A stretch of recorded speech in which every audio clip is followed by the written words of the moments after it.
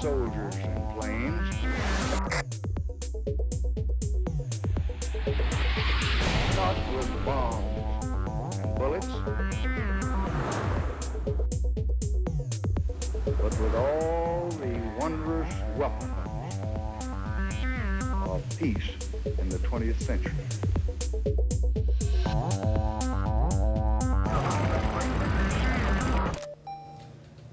All right, so here we are. This is Frank. I'm BJ. And behind the camera, Kenny, why don't you go ahead and say hi to the camera there? We're inside of Frank's flower shop right now. Pretty much doing this as a documentary. It's going to be an unusual documentary because no Philip. What's the it's guy's not name? the Michael Moore Michael bullshit. Moore bullshit. It's no left wing, no propaganda, no anti-war, no anti-Bush, none of that. This is just Pretty much about a homeless guy's struggles with life, with growing up, with surviving, man. And this is the story about a man named Tim. Show you where this guy eats, shits, and sleeps.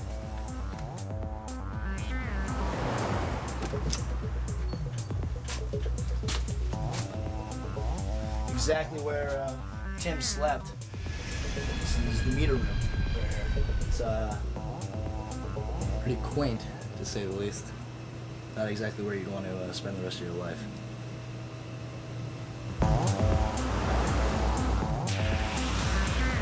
We call this place home. This is where he lived every single day.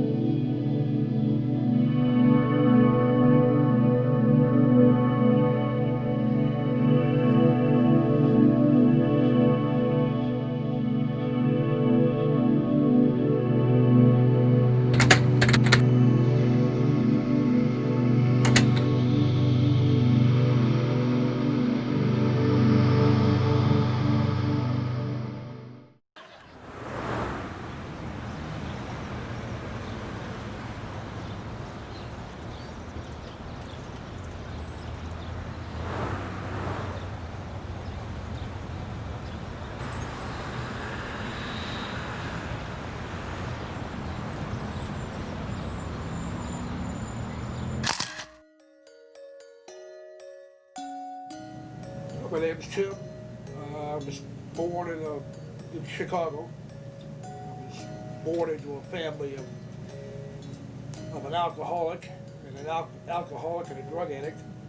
My father drank, my mother drank and used drugs. And I stayed in that environment for probably 3 to 4 years, I'm not sure. And I was moved to a foster home where I wound up in the same environment. Both of them were alcoholics. They both used alcohol to an extreme. Remember when I was 7, I was outside playing in the backyard, and my father came in after an afternoon of drinking and took a swing at my mother with a beer bottle and missed. And saw me out in the backyard. And on the way out in the backyard, he picked up a shovel and he proceeded to lay that across my back and try to kill me. That stuck out in my mind. I went out to California. My grandfather, grandmother were not too crazy about having a kid because they were both in the later years, but they took me in anyway. And I started living out in California. Were your mom and dad still in the picture at that point? No, they were completely out. They got a court order not to see any of the children. I had a younger brother, and he went up to Wisconsin. How did high school go? Oh yeah, high school was a blast. We used to go to high school, get high in the gymnasium before we had phys ed. So it was a laid back high school. It wasn't a strict curriculum where you had to do this, you had to do that. It's laid back, very easy. So now high school comes to an end. Did you have any plans for the future at that point? No, but Uncle Sam did. At 18, you were registering for the draft because the selected service at that time was calling up a tremendous amount of people. If you were out of school and you were 18, you were going to the military, one way or the other. Either you're going to be drafted or you're going to be enlisted. But one way you're going in. The longest I ever went without food was 3 days. Got caught at a holiday, no money, everything was closed, so I didn't eat for 3 days.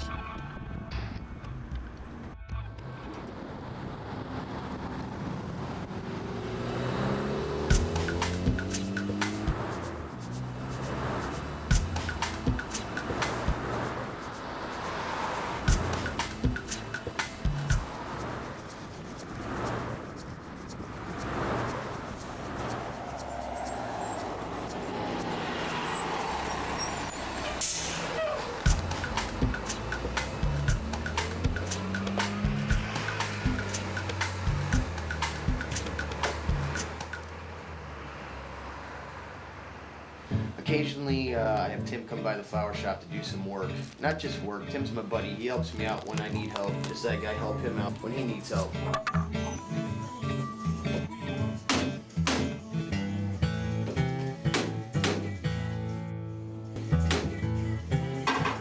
Did you get that?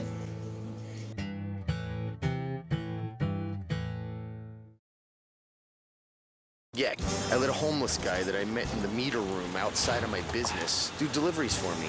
I don't even know if he had a driver's license, insurance, but yeah, I let him do it for me.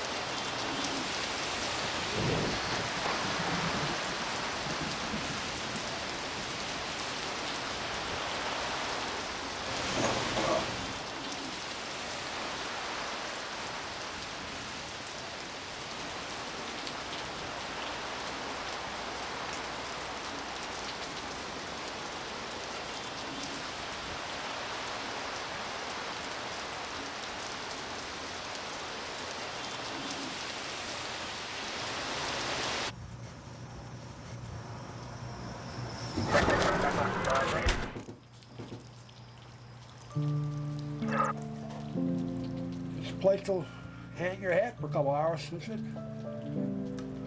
Just a place to sleep. Nothing more, nothing less. That light switch up there, there's a lock. You can lock this from the inside. Service purpose. Keeps you out of the rain. And there were some nights when it poured.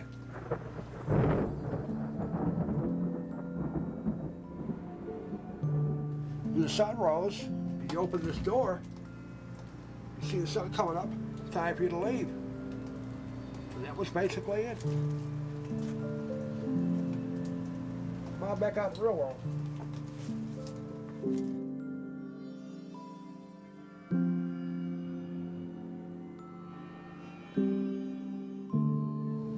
The mind plays vicious tricks on you when you're in combat. You have no idea. You see the amount of damage is done in war.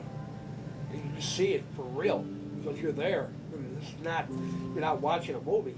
This is for real. Your fucking life is on the line. And once you get that through your head, it becomes a whole different ballgame. It's no longer fun anymore. This is for fucking real. You hear it over and over again, day after day after day, the same shit. You know, you're not going to win this war. You can't possibly win the war. You're not from here. This is our country. It starts to bring you down a little bit. You know, you start beginning to wonder why. You start saying to yourself, what the fuck am I doing here? You know, what in the fuck am I doing walking through a jungle with 90 degree heat? Why? Why am I here? Probably in my 7th month, I shot a 5-year-old boy. And I shot him because he was carrying a picnic basket loaded with grenades. He was headed for the PX. He was going to set the picnic basket by the door, pull the pins, and run away. 30 seconds later, all hell was going to break loose. My company commander had seen the little boy walking up. We watched him set the bag down. And he told me, he said, Sergeant, kill him. I did. Looked over and shot him in the back of the head. 5-year-old boy. I hesitated, but only for a minute, till I knew that in the end, some of the guys that I knew, some of my friends, would die because of this. And I hesitated. I didn't want to do it, but my company commander told me, direct order, do what you're told. Did you lose any friends over there? Yeah, lost a lot. A lot of guys I knew. A lot of guys I met in the service and basic training, came out of AIT with me, went into ranging school, jump school, they lost their lives. They're buried in Arlington Cemetery. I've been over to Arlington a couple times to see their graves. Young guys had no expectations of what they were getting into. I mean, you can see pictures, you can see movies of war, but it's nothing like the real thing. You know, help somebody out that needs help. I really thought that it would get them out of the damn meter room, you know? Can you imagine living in the meter room? I can't. And I think my worst fear is to be in a meter room one day, so that's why I helped him out. I had to. If you could change anything in your life right now, what would you change? I've done things a lot differently. I got a quality education, got a quality job, have a quality wife, quality house. But I didn't, so it's past. That's what I would have done.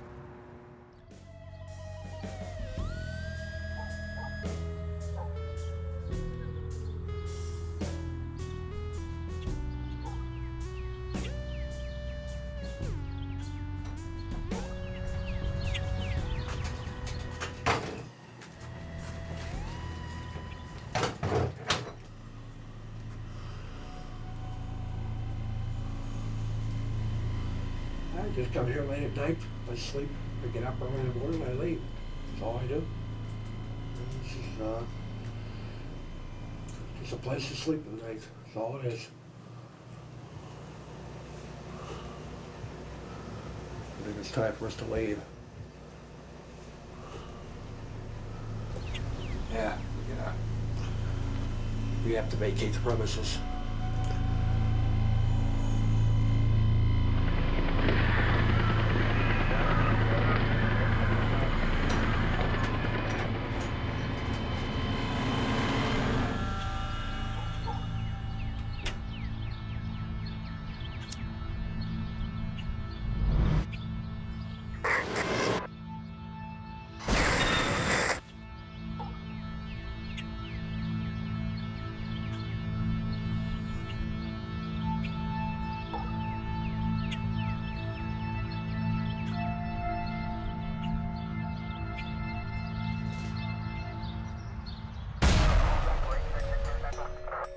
Negative K, nothing further, just take a campy in a corner.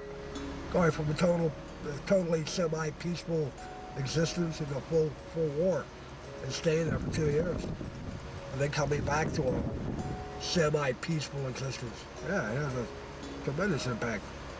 It tears you up. It's hard to readjust after that. Everybody else is going about their daily lives, doing what they've been doing for years, and you come back and you're like a fish out of water. You don't know what the fuck is going on. It's like being in a coma, waking up, and having to start your life all over again. Isn't it? That's exactly what it is. War is nothing more than a comatose existence. You know, you're in this, and you can't get out of it because there's no way that you can leave. You know, it's like you come back and you say, shit, now I gotta start all over again. Oh. I'm thinking of the world right now. 2 words. It's fucked up. It's a lot different when I was younger. But my advice to anybody who would see this film, whatever you do, make sure you always have a backup plan. Because you never, ever want to wind up on the streets. When you get on the streets, you'll play hell getting up. I didn't go to Harvard, I didn't go to Yale, but I learned more shit on the streets than any fucking CEO would ever learn. Learn how to stay alive. That's the most important thing. You never, ever give up.